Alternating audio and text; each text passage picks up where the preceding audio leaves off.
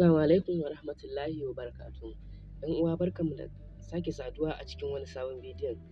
To a yau darasinmu zan koya mana wato ainihin yadda za ka yi downloading a cikin kowane social media, idan Facebook ne, idan WhatsApp ne, idan Instagram ne, idan wato YouTube ne, ta kowace duk wani application da ka san cewa ana ɗora bidiyo za ka iya ka shiga kai downloading ɗin shi ba tare da ka wani sha wahala ba. Kamar yadda lokacin nan ake sakin fina-finai wanda mutane suke so suke sha'awa kuma gashi su kuma bayan da za a yi su downloading ɗin shi sai dai su je ana tura musu. To wannan dama ce a gare ku wanda za ku sauke wannan application ɗin, wato ku ainihin zuwa ku yi downloading ɗinsu da kanku ba tare da sai kun je kun biya an tura muku ba.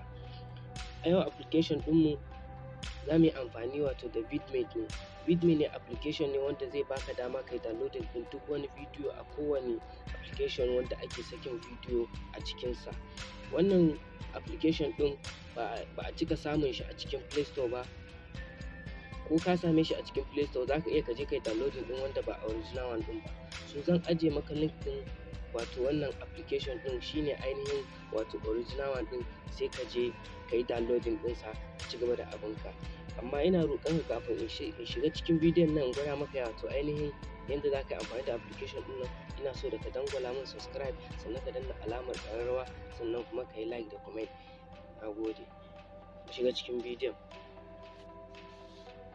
To a yau wato kamar yadda na gaya muku wannan application ɗin shine za mu yi amfani da shi, gashi nan vidmate. Ni to na riga da na yi installing ɗin shi, so kai za ka shiga cikin description ɗina. Idan ka shiga cikin description za ka ga link ɗin inda na rubuta ga link ɗin app ɗin nan, sai ka shiga ka danna sai ka yi downloading ɗin shi. To da zaran ka shiga application ɗin kamar haka, idan ka yi downloading ɗin shi kana shigan shi kamar haka. Kana shigan shi kamar haka, wannan ita ce fuskar ta farko da za ta fara baka application ɗin. Za ka ga videos nan ga abu, to za ka ga gashi nan a saman nan gashi nan ga WhatsApp nan, ga vidgame, ga Facebook, ga Instagram. Kowane application da kake so kai amfani da shi kai downloading ɗin bidiyo ko kuma waƙa, to shine za ka shiga. To a nan gefen za ka ga an rubuta gashi nan site. To kana shiga wannan site ɗin gashi nan mai alaman, to kana shige shi to za ka ga application nan wanda zai baka dama ka yi downloading da shi.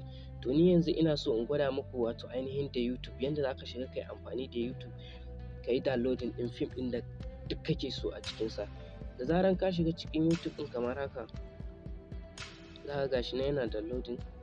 Za ka gashi nan ya kawo maka feed ɗin bidiyoyi da za ka iya downloading ga su nan.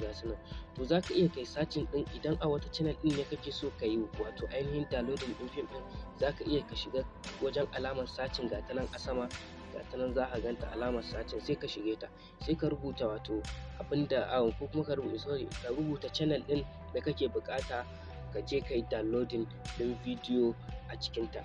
To ni yanzu bari in yi muku amfani wato in yi muku gwaji da channel ɗita Ibrahim, ga ta nan Ibrahim Fasaha TV. To kamar haka kana rubuta channel ɗin da kake buƙata sai ka rubuta. Kana rubuta shi kamar haka sai ka danna alamar wannan wato alamar sa.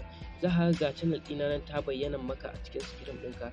Wato da zaran ta bayyana maka za ka ga bidiyoyina da muka fara yi cikin kwanakin nan. Daga nan idan baka yi min subscribe ba sai ka danna min subscribe, za ka sani sai ka danna min subscribe, sai ka danna alamar ƙararrawa ta yadda da zaran na saki bidiyo za a sanar da kai. To a misali kamar wannan bidiyon kake so kai downloading, gashi nan ya kamata kowa ya san wannan sirrin, gashi nan sai ka shige shi kamar haka. Kana shige shi to su wato ainihin shi wannan application ɗin wato ba na kuɗi bane, su za su ɗan rinƙa kawo maka talla, suna kawo maka talla za ka iya ka da wannan ɗin shi kai skipping ɗin shi. To ga nan kamar yadda gani bidiyon ya buɗe yana play, to kana zuwa za ka danna alamar, ga wata alamar arrow wanda ta kalli ƙasa mai alamar nan, wanda ta kalli ƙasa mai alamar arrow ɗin nan da jan abu, sai ka danna ta. Kana danna shi zai kawo ka wajen da za ka yi downloading. Za ka ga gashi nan ma za ka iya kai downloading ɗin shi ta music, idan kana so music ne kake so ya zo maka, idan kuma bidiyon ne kake so ka abu, za ka ga na music nan sama, gashi nan ga music nan, ga kuma inda aka sa bidiyo nan ƙasa. To ni yanzu za mu yi amfani da bidiyo sai ka shiga download gashi nan a ƙasa sai ka danna downloading. To kowace channel ka shige ta gashi nan har ya riga da ya gama download sai ka sa done. Kuma wannan downloading ɗin da ka riga ka gani zai yi saving akan gallery ɗinka ba tare da wani lokaci ba, sai dai za ka ɗan rinƙa yin haƙuri saboda shi wannan application ɗin ba na kuɗin ba ne. Na kawo maka wannan ne saboda ka samu daman wato ainihin saukewa ba tare da sai ka siya ba ko ka siya wani abu ko kuma dai ka je ka biya kuɗinka sannan ka abu. Yanda kake gashi nan bidiyon da muka yi downloading ya gama, za ka iya kai searching ɗin wani channel ɗin ma idan kana buƙata, duk ga bidiyo nan sai kai wato ainihin downloading ɗin shi. Kana dawowa fuskar application ɗin kana shiga wani ga arrow nan shi ma a saman shi da ya kalli abu sama haka, za ka ga list ɗin gasu nan wato ainihin abubuwan list ɗin da kai downloading, kuma kana shiga cikin gallery ɗinka za ka ga wato ainihin bidiyon ka da kai downloading sai ka shiga ka kalle shi ba tare da wani matsala ba. Wannan shine ƙarshen bidiyon. Don Allah idan wannan bidiyon ya burge ka, ina so ka yi min subscribe sannan kuma ka danna alamar ƙararrawar nan ka yi like da comment ta yadda da zarar na saki bidiyo YouTube za ta sanar maka. Na gode.